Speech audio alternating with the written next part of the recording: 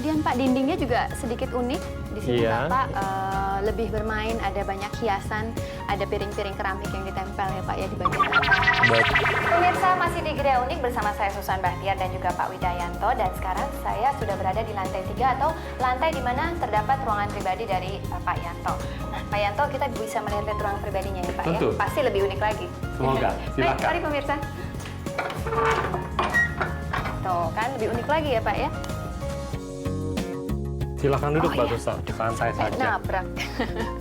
Wah, enak sekali ya Pak. Ya. Ini semakin lama semakin ke atas tempatnya semakin unik Pak Yanto. Semakin tempat untuk bersantai. Tempat bersantai. Nah, kalau kita lihat dari bawah tadi Pak Yanto, justru kan kalau yang di lantai 2 kalau kita naik itu banyak sekali ornamen kupu-kupu. Iya. Nah, sekarang bentuknya lukisan tapi dari keramik dan berbentuk semua itu wajah seorang wanita. Iya. Gitu. Kenapa justru Pak Yanto memilih wajah seorang wanita?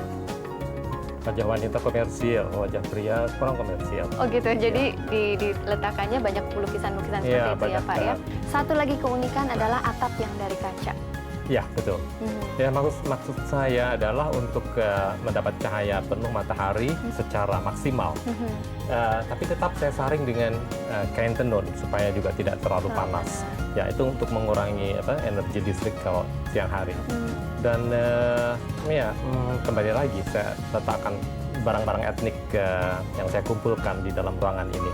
Ya, sangat terasa sekali nuansanya. Nah, Ya. sebenarnya konsep dari kamar tidur Pak Yanto ini sendiri sebenarnya apa sih Pak?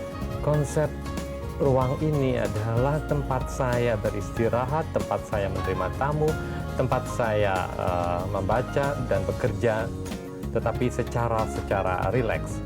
Kalau kita lihat dari tempat tidur juga cukup unik karena ditutupi dengan kelambu. Kelambu, betul. Itu sebetulnya untuk menahan angin AC di belakang. Dan juga apabila saya tidak ingin memakai AC, saya bisa tutup itu dengan membuka jendela.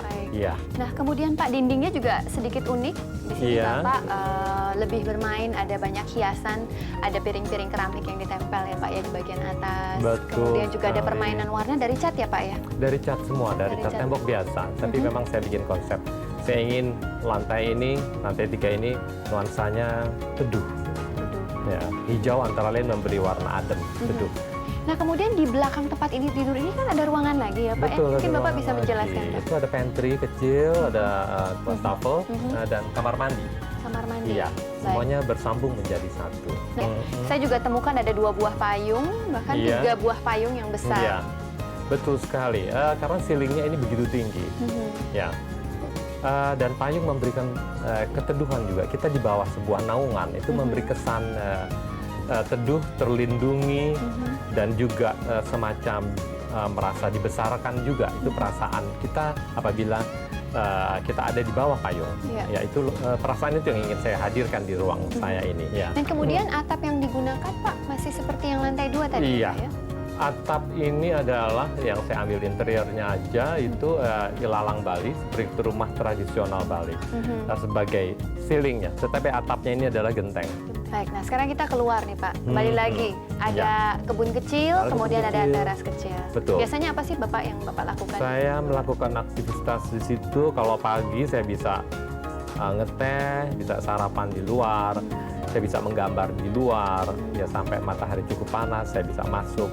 Nah, kemudian ada satu pintu gebyok yang cukup besar, itu fungsinya sebagai apa, Pak? Itu adalah pintu masuk ke gudang. Oleh karena itu saya pakai sebagai elemen pintu gudang. Baik. Ya. Dan kemudian ada tangga rahasia ya, Pak ya? Ya, ada tangga rahasia yang ke belakang, di mana katakanlah kalau saya memerlukan bantuan dari staf saya tanpa mengganggu jalan masuk tamu, mereka bisa jalan belakang.